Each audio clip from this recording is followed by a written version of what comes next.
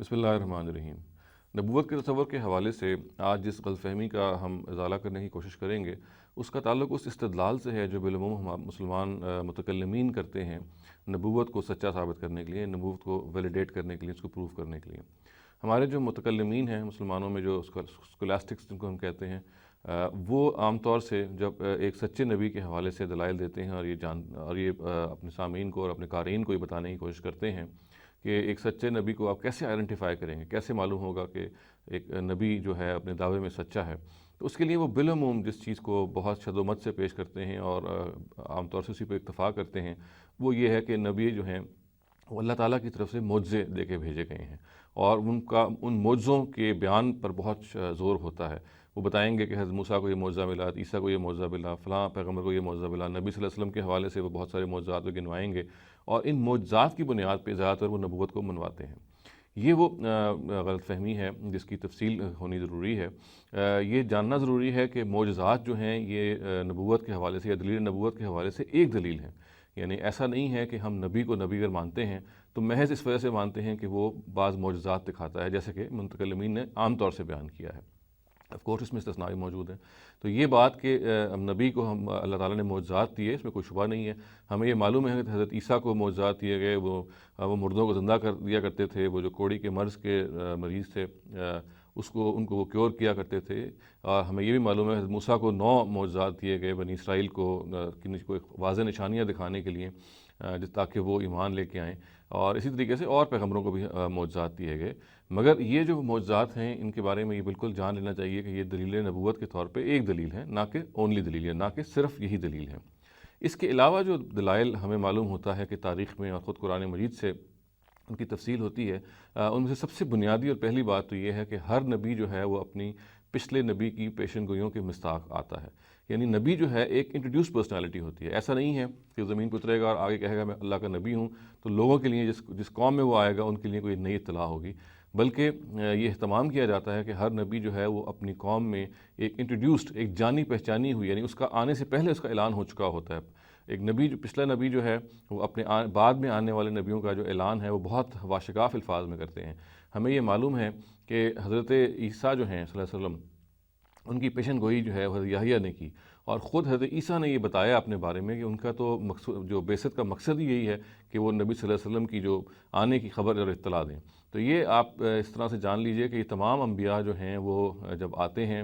تو ایک introduce personality کے طور پہ ایک جانی پہچانی شخصیت جس کے لوگ منتظر ہوتے ہیں۔ چنانچہ دیکھیے کہ نبی صلی اللہ علیہ وسلم کے حوالے سے جو ان کے منکرین تھے، جنہوں نے ان کا انکار کیا، قرآن نے بہت سٹریس دے کے جگہ جگہ یہ کہا کہ من بعد ما تبین لهم الحق، یعنی انہوں نے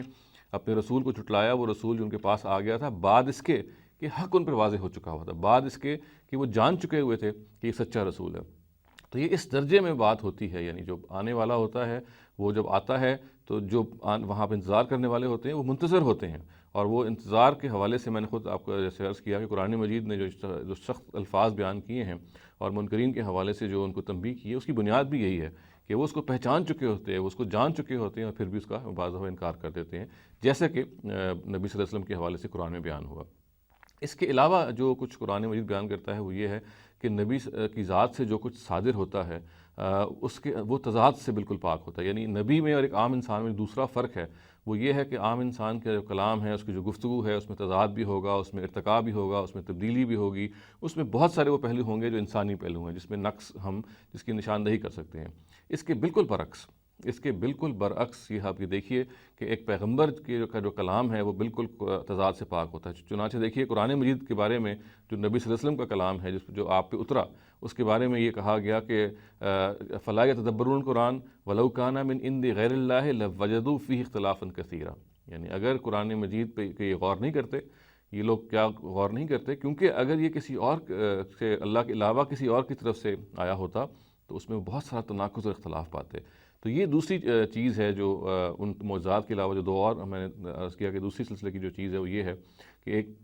نبی جو ہے وہ اپنے کلام میں، اپنی گفتگو میں جو کچھ وہ اللہ کی طرف سے پیش کرتا ہے وہ بالکل تضاد سے پاک ہوتی ہے، اس میں کسی شکل میں کوئی بھی آپ کانٹرڈکشن تلاش نہیں کر سکتے، اور یہ ایک ایسا ڈسٹنکشن ہے، ایک ایسا فرق ہے جو انسان کے کلام میں اور اللہ تعالیٰ کے کلام میں بالکل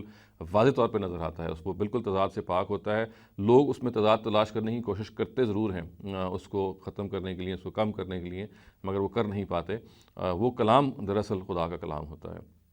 اس کے ساتھ ساتھ جو تیسری بہت امپورٹنٹ چیز ہے جو ذہن میں رہنی چاہیے وہ یہ ہے کہ نبیوں میں سے بعض وہ لوگ ہیں جو رسولوں کے منصب پہ فائز ہوئے، اور رسولوں کے منصب پہ فائز ہونے کا مطلب اصل میں یہ ہے کہ یہ وہ لوگ ہیں، یہ وہ ہستیاں ہیں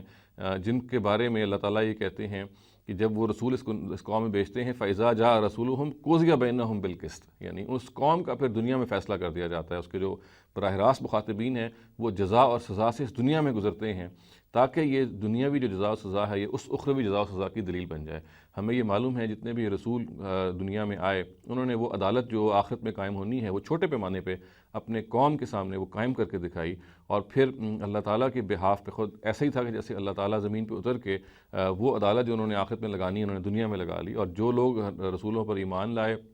ان کو دنیا میں جزا دی گئی، اور اس کو جزا کو کنٹینیو رہنا ہے آخرت تک، اور وہ لوگ جو ایمان نہیں لے آئے، جنہوں نے جانتے پوچھتے ہوئے انکار کیا، ان کو پھر سخت سزا دنیا میں بھی دی گئی اور آخرت میں سزا کو کنٹینیو ہونا ہے۔ تو یہ خود ایک اس دلیل نبوت ہے، یعنی ان نبیوں کے حوالے سے کہ جو رسولوں کے کیڈر پہ قائم ہوئے، جو رسولوں کے